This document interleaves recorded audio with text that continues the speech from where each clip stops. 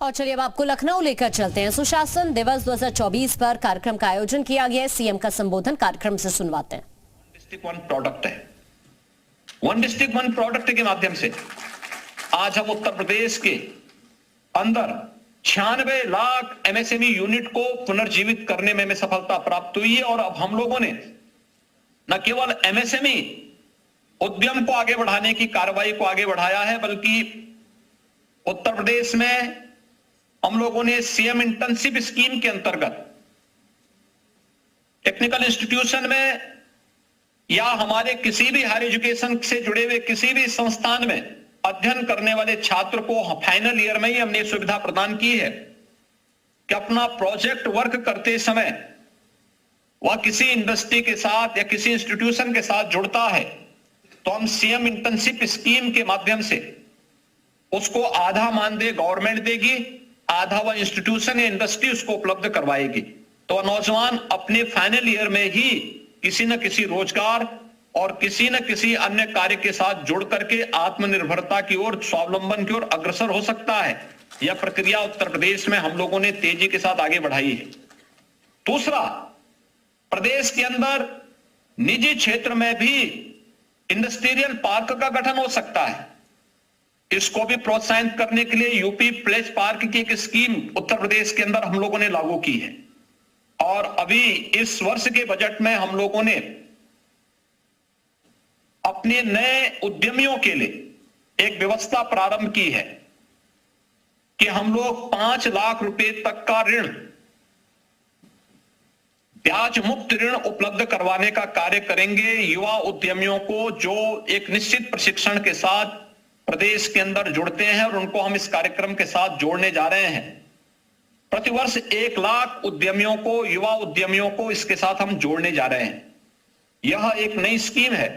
पहले चरण में हम 5 लाख रुपया देंगे और फिर दूसरे चरण में 7.5 लाख रुपए, तीसरे चरण में 10 लाख रुपए तक की सहायता राज्य सरकार के स्तर पर उन्हें उपलब्ध करवाने के एक बड़े कार्यक्रम को हम लेकर के आगे बढ़ाने जा रहे हैं।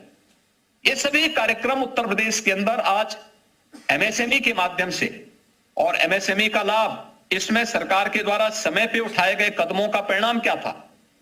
जब कोरोना कालखंड में लॉकडाउन लगा तो लॉकडाउन के दौरान 40 लाख कामगार और श्रमिक यूपी के अंदर वापस आया था। चैलेंज था हमारे सामने, ये 40 लाख लोग कहां जाएंगे। हम लोगों ने इनकी स्किल मैपिंग हम प्रारंभ में ही कर रहे थे, और फिर मैंने एक अपील की प्रत्येक एमएसएमई यूनिट को कि भाई हम आपको उत्तर प्रदेश देश की आबादी का सबसे बड़ा राज्य है। आज के दिन पर मैं कहूं तो 25 करोड़ की आबादी इस राज्य में निवास करती है, लेकिन यहां का नौजवान पहचान के संकट से तरस रहा था। और पहचान का संकट इस कदर था कि बहुत सारे, यानी उत्तर प्रदेश का व्यक्ति अगर कहीं जाता था तो अपनी पहचान छुपाता था। और कुछ जनपद तो हमारे ऐसे थे जहां का युवा अगर देश के अंदर कहीं जाता था और उसे वहां अपनी नौकरी के लिए या किसी कार्य के लिए वहां पर कोई आवास की आवश्यकता थी, किराए पे मकान लेने की आवश्यकता होती थी, वह नहीं मिलता था।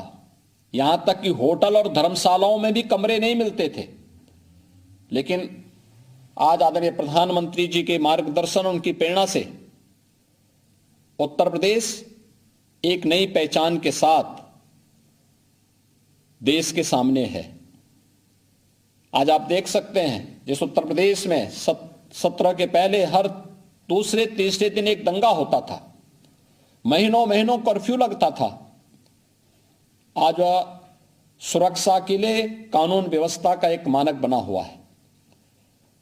उत्तर प्रदेश, और मेरा मानना है, सुशासन के लक्ष्य को प्राप्त करने में रूल ऑफ लॉ एक सबसे महत्वपूर्ण भूमिका का निर्वहन करता है।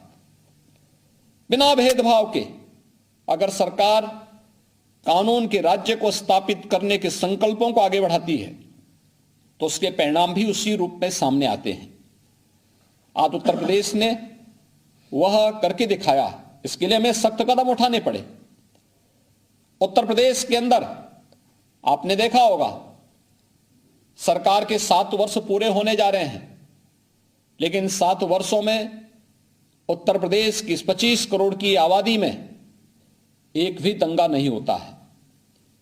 उत्तर प्रदेश में सुरक्षा का एक बेहतर माहौल है। परिणाम हम सबके सामने है। ये केवल अचानक नहीं हुआ, हमें इसके लिए पुलिस में रिफॉर्म करने पड़े। पुलिस के प्रदेश के अंदर 7 जनपदों में पुलिस कमिश्नरेट सिस्टम लागू करना पड़ा। प्रदेश के अंदर भर्ती की प्रक्रिया को पारदर्शी तरीके से आगे बढ़ाना पड़ा।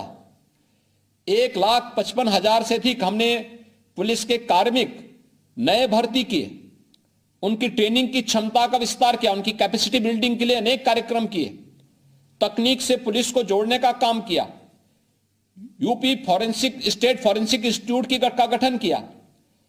हर कमिश्नरी स्तर पर, रेंज स्तर पर हम लोगों को फॉरेंसिक लैब स्थापित करनी पड़ी। हर जनपद में साइबर थाने की स्थापना करनी पड़ी। हमें अपने रिस्पांस टाइम को न्यूनतम स्तर पर लाना पड़ा और आज उत्तर प्रदेश में उसके परिणाम टेक्नोलॉजी का बेहतर उपयोग करके किस रूप में सामने आया है कि उत्तर प्रदेश की कानून व्यवस्था एक मॉडल के रूप में हम सबके सामने है, देश के सामने भी है। और आज उसी का परिणाम है कि हम पूरी प्रतिबद्धता के साथ इन कार्यक्रमों को आगे बढ़ा रहे हैं। तो सुरक्षा का यह बेहतर मॉडल, एक दूसरा तकनीक का उपयोग करते हुए कैसे हम आम जन को और प्रदेश में आने वाले प्रत्येक व्यक्ति को शासन की योजनाओं से लाभान्वित सीधे सीधे कर सकें। मेरे सामने चैलेंज था कि प्रदेश में नियुक्ति की प्रक्रिया पारदर्शी हो। जितने आयोग थे, आयोगों में अच्छे लोग जाएं, वहां की जो जितने भी भर्ती की प्रक्रिया है वह पारदर्शी और ईमानदारी पूर्वक हो सके। इन सभी कार्यक्रमों को आगे बढ़ाने के लिए टेक्नोलॉजी का बेहतर उपयोग हो सके, इसके लिए सरकार के द्वारा प्रयास प्रारंभ हुए। आज परिणाम है कि हमने विगत 6 वर्ष के अंदर 6 लाख से अधिक सरकारी नौकरी दी। कहीं कोई शिकायत की गुंजाइश नहीं। बिना भेदभाव के यूपी के हर नौजवान को जो भी इसमें अपने अनुसार जिस भी क्षमता के साथ वो आता था, उसके चयन की प्रक्रिया के साथ जुड़ा। उत्तर प्रदेश में उसका चयन हुआ। ये सभी 6 लाख नौजवान आज यूपी के विकास में अपना योगदान दे रहे हैं। उत्तर प्रदेश में अधिक रोजगार सृजन और नौकरियों की स्थापना के लिए हम लोगों ने नए प्रयास किए। परंपरागत उद्यम में क्या हो सकता है? अक्सर हम लोग मानते हैं कि बड़े औद्योगिक निवेश के लिए होना भी चाहिए और हमारी सरकार भी उसमें प्रयास कर रही है, लेकिन उसका आधार कहां पे है? अगर आपके पास एमएसएमई का क्लस्टर है तो यह एक बेस तैयार करता है किसी बड़े औद्योगिक निवेश के लिए। उत्तर प्रदेश इस मामले में सौभाग्यशाली था कि हमारे पास एमएसएमई के क्लस्टर मौजूद थे, लेकिन दशकों से उपेक्षित पड़े हुए थे।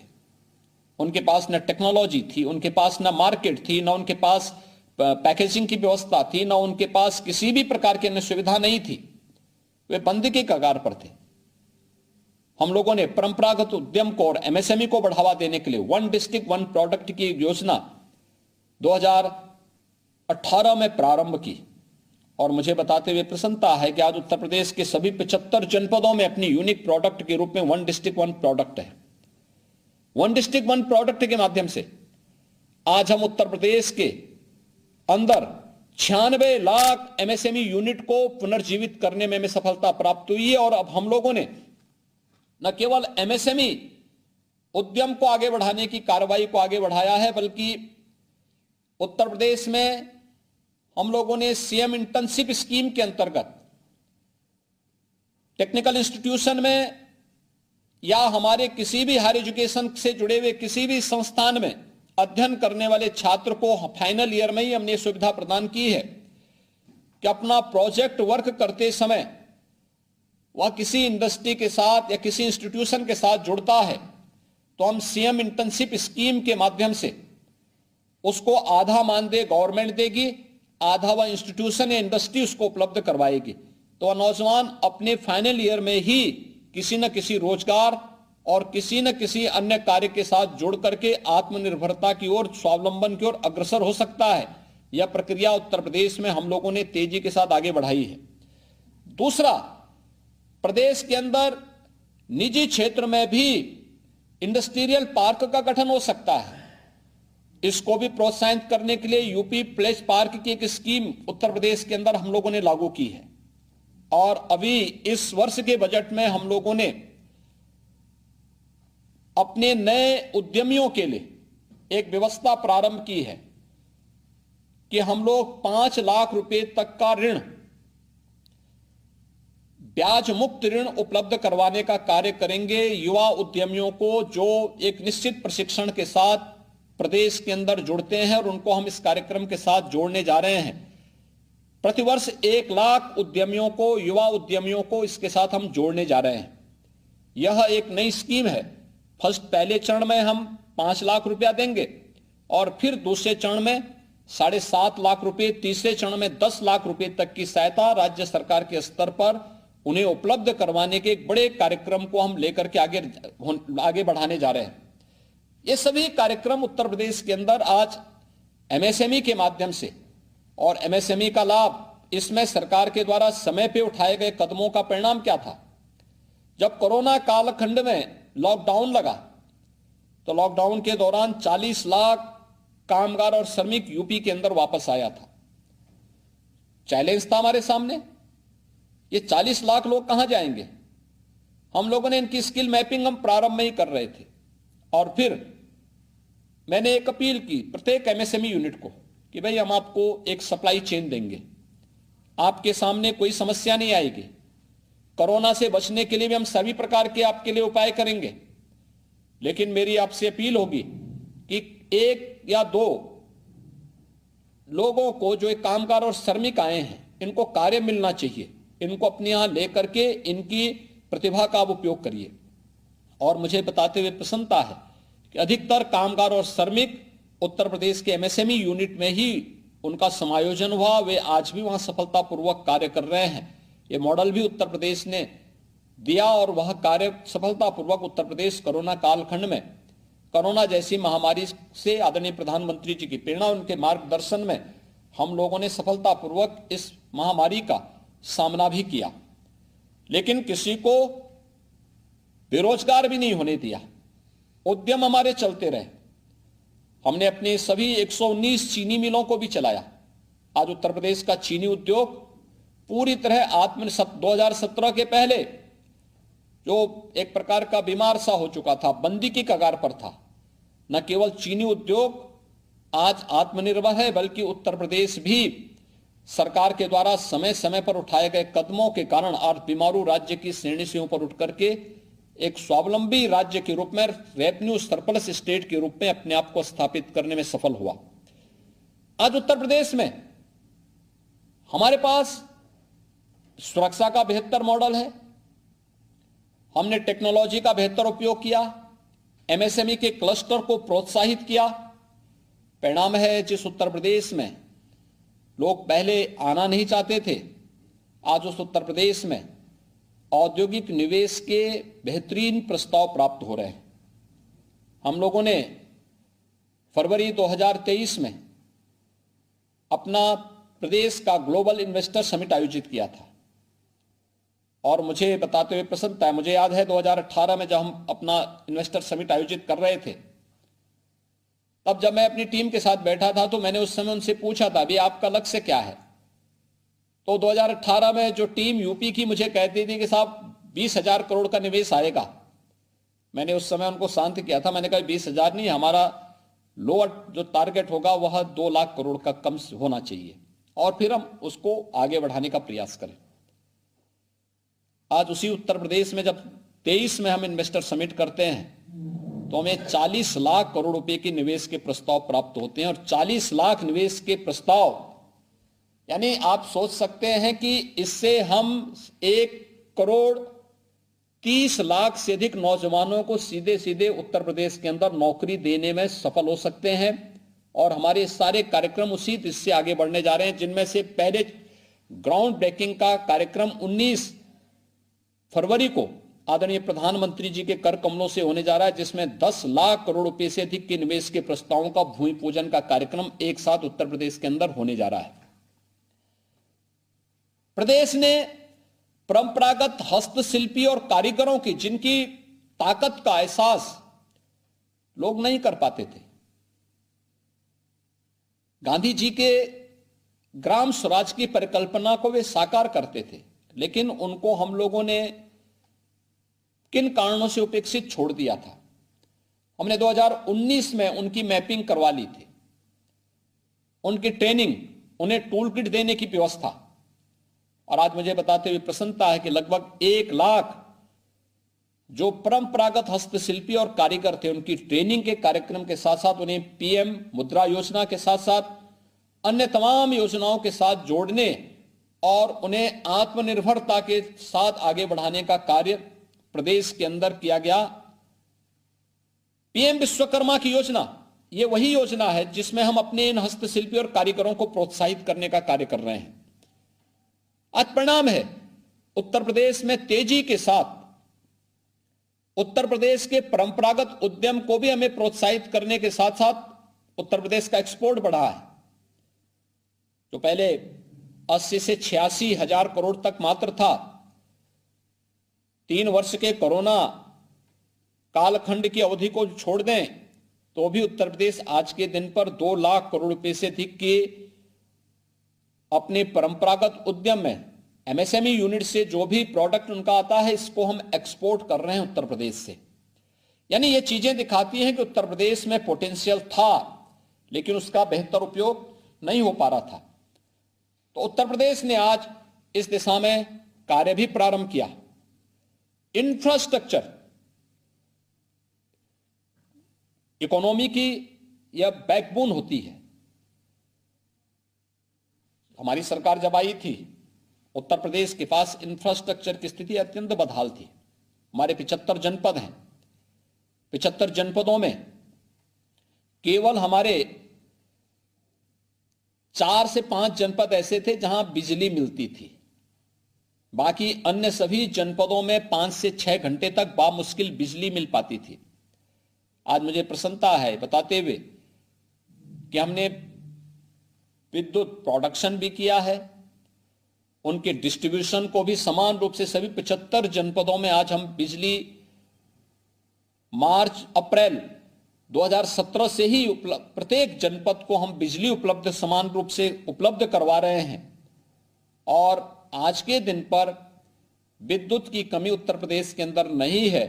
हम चाहे वह घरेलू उपभोक्ता हो, चाहे वह कॉमर्शियल हो या इंडस्ट्री हो, इन सबको समान रूप से विद्युत की आपूर्ति कर रहे हैं और उत्तर प्रदेश इस दिशा में कार्य कर रहा है। इंफ्रास्ट्रक्चर में उत्तर प्रदेश की स्थिति हर व्यक्ति जानता था। लोग ये मानते थे कि जहां से सड़कें खराब हैं तो मान लो उत्तर प्रदेश की सीमा आ गई, लेकिन आज ऐसा नहीं है। इंटरस्टेट कनेक्टिविटी को 4 लेन के साथ हम जोड़ चुके हैं। उत्तर प्रदेश में देश के सर्वाधिक एक्सप्रेस हाईवे आज के दिन पर हैं। पूर्वांचल एक्सप्रेसवे हमारा क्रियाशील हो चुका है, जो प्रदेश की राजधानी को पूर्वी उत्तर प्रदेश के अंतिम छोर तक जोड़ता है। बुंदेलखंड एक्सप्रेसवे 2022 में आदरणीय प्रधानमंत्री जी के कर कमलों से अभी लोकार्पित हो चुका है, राष्ट्र को समर्पित किया जा चुका है, जो बुंदेलखंड के सभी जनपदों को जोड़ते हुए आगे बढ़ता है। प्रदेश के अंदर गोरखपुर लिंक एक्सप्रेसवे युद्ध स्तर पर कार्य चल रहा है। बलिया लिंक एक्सप्रेसवे पे कार्य चल रहा है। लखनऊ कानपुर एक्सप्रेसवे, इस पर युद्ध स्तर पर कार्य चल रहा है। गंगा एक्सप्रेसवे जो मेरठ को प्रयागराज से जोड़ता है, लगभग 600 किलोमीटर का यह एक्सप्रेसवे, यह प्रयागराज कुंभ 2025 के पहले हमारा प्रयास है कि हम इसको राष्ट्र को समर्पित करवाएं, और इस पर भी युद्ध स्तर पर कार्य वर्तमान में चल रहा है। प्रदेश के अंदर 12 लेन का एक्सप्रेस हाईवे दिल्ली मेरठ को जोड़ चुका है। मेरठ की स्थिति इस एक्सप्रेस हाईवे के बनने के पूर्व मेरठ से दिल्ली की दूरी तय करने में 3-3.5 घंटे लगते थे। आज मात्र 45 मिनट में आप इस दूरी को तय कर सकते हैं। देश की पहली रैपिड रेल दिल्ली मेरठ के बीच में आदरणीय प्रधानमंत्री जी के कर कमलों से प्रारंभ हो चुकी है। आज देश के अंदर सबसे अधिक शहरों में मेट्रो का संचालन उत्तर प्रदेश के अंदर हो रहा है और देश का पहला इनलैंड वाटरवे वाराणसी हल्दिया के बीच में प्रारंभ हो चुका है। इनलैंड वाटरवे अथॉरिटी का गठन हम उत्तर प्रदेश में कर चुके हैं। अयोध्या को भी इनलैंड वाटरवे के साथ जोड़ने की कार्रवाई उत्तर प्रदेश तेजी के साथ आगे बढ़ाने की दिशा में कार्य कर रहा है। उत्तर प्रदेश एक और जहां इन सभी बेहतर इंफ्रास्ट्रक्चर के लिए आज जाना जा रहा है, एयर कनेक्टिविटी को हमने बेहतर किया है। 2017 में जब हमारी सरकार आई थी तो मात्र 2 एयरपोर्ट हमारे पूरी तरह क्रियाशील थे और आज उत्तर प्रदेश में 4 इंटरनेशनल एयरपोर्ट हैं। 5वां इंटरनेशनल एयरपोर्ट हम बहुत शीघ्र लेके आने वाले हैं। अयोध्या में इंटरनेशनल एयरपोर्ट हो चुका है। कुशीनगर में इंटरनेशनल एयरपोर्ट पहले से कार्यरत हो चुका है। जेवर में बहुत शीघ्र नए इंटरनेशनल एयरपोर्ट के साथ बहुत शीघ्र 10 नए एयरपोर्ट उत्तर प्रदेश के अंदर हम फंक्शनल करने जा रहे हैं, जिन पे वायु सेवा हम दे देंगे। इनका कार्य पूरा हो चुका है और आज मैं कह सकता हूं कि लगभग 21 डोमेस्टिक एंड इंटरनेशनल एयरपोर्ट के साथ उत्तर प्रदेश देश के अंदर बेहतरीन एयर कनेक्टिविटी के लिए आज जाना जाएगा। डेडिकेटेड फ्रेट कॉरिडोर के लिए भी लॉजिस्टिक की जो अनंत संभावनाएं यूपी के अंदर होनी चाहिए। अनेक रोजगार के सृजन के माध्यम बनेंगे। सर्विस सेक्टर में हमारे पास जो अनेक संभावनाएं हैं, इन संभावनाओं को आगे बढ़ा रहे हैं।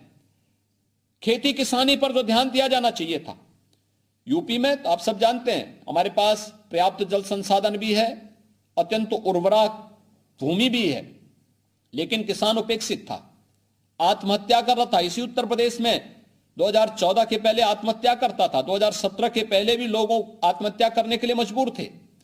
आज परिणाम क्या है? कृषि विकास की दर को पिछले 6 वर्ष के अंदर 3 गुना से अधिक बढ़ाने में उत्तर प्रदेश को सफलता प्राप्त हुई। इस दौरान प्रधानमंत्री कृषि सिंचाई योजना के माध्यम से उत्तर प्रदेश के अंदर हम लोगों ने लगभग 23 लाख हेक्टेयर लैंड को अतिरिक्त सिंचाई की सुविधा उपलब्ध करवाई। किसान को टेक्नोलॉजी के साथ जोड़ने का प्रयास हुआ। नेचुरल फार्मिंग और ऑर्गेनिक फार्मिंग को बढ़ावा दिया। उनके सर्टिफिकेशन की कार्रवाई को तेजी के साथ आगे बढ़ाया। आज परिणाम हमारे सामने है। उत्तर प्रदेश के अंदर आप देखते होंगे, जिस उत्तर प्रदेश में किसान अपने गन्ने के खेत में आग लगाता था, मैं एक दिन गन्ना किसानों को हुए गन्ना मूल्य के भुगतान की ही मैं देख रहा था। मुझे बताते हुए आश्चर्य होगा कि 22 वर्ष में उत्तर प्रदेश के गन्ना किसानों को 2,03,000 करोड़ रुपए का भुगतान हुआ और हमारी सरकार ने गत 6.5 वर्ष के अंदर गन्ना किसानों को 2,35,000 करोड़ रुपए का गन्ना मूल्य का भुगतान मात्र 6.5 वर्ष के अंदर किया। जो 22 वर्ष के अंदर जितना नहीं हो पाया था, उससे अधिक सरकार ने मात्र 7 वर्ष में गन्ना किसानों के अंदर प्रधानमंत्री मोदी जी के इस संकल्प को यह साकार करता है कि किसानों की आमदनी को दुगना करने के लक्ष्य को प्राप्त करने में कैसे राज्य सरकार सहायक हो सकती है। यह गन्ना किसानों के क्षेत्र में है। प्रोक्यूरमेंट की अपनी पॉलिसी लाई गई। प्रदेश के अंदर आज लागत का 1.5 गुना एमएसपी किसानों को प्राप्त हो रहा है। बेहतरीन सुविधा के साथ आज किसान आत्मनिर्भरता के लक्ष्य को प्राप्त कर रहा है। अनेक प्रकार से वह आगे बढ़ा है।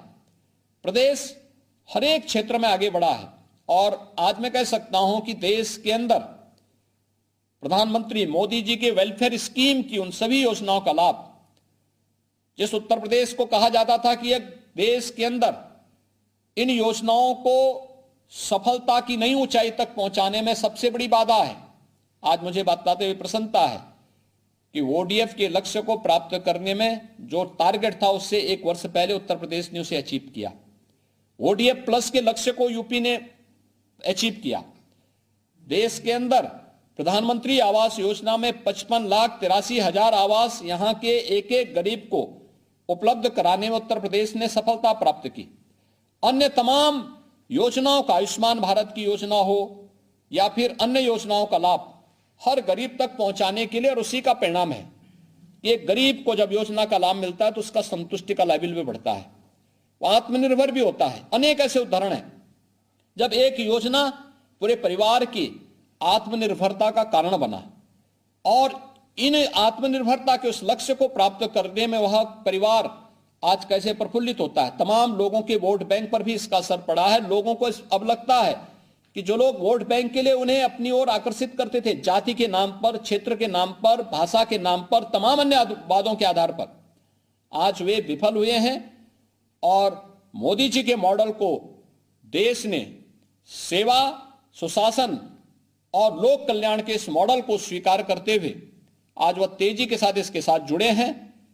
मुझे प्रसन्नता है कि इस महत्वपूर्ण विषय को डिबेट का हिस्सा बनाने और मोदी जी के इस मॉडल को देश के अंदर लागू करने के लिए श्री रामभाव महल की प्रबोधिनी के द्वारा जो एक प्रयास प्रारंभ किया गया है, अत्यंत अभिनंदनीय है। और मेरी तो हार्दिक इच्छा थी, मैंने माननीय श्री विनय जी को भी इस बारे में अवगत कराया था। आज चूंकि हमारा बजट सेशन चल रहा है तो बजट सत्र का अंतिम दिन होने के नाते मेरी उपस्थिति आज यहां पे आवश्यक थी, अन्यथा मेरी हार्दिक इच्छा थी कि मैं प्रत्यक्ष रूप से इस कार्यक्रम में भागीदार बनूं।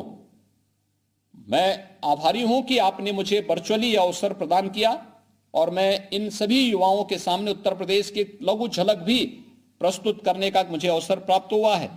मैं प्रबोधिनी का इस बात के लिए हृदय से धन्यवाद दूंगा और मैं इस बात को कह सकता हूं कि आदरणीय प्रधानमंत्री जी के विजन के अनुरूप नए भारत का नया उत्तर प्रदेश भारत के ग्रोथ इंजन के रूप में अपनी भूमिका का निर्वहन करने के लिए पूरी प्रतिबद्धता के साथ कार्य करेगा।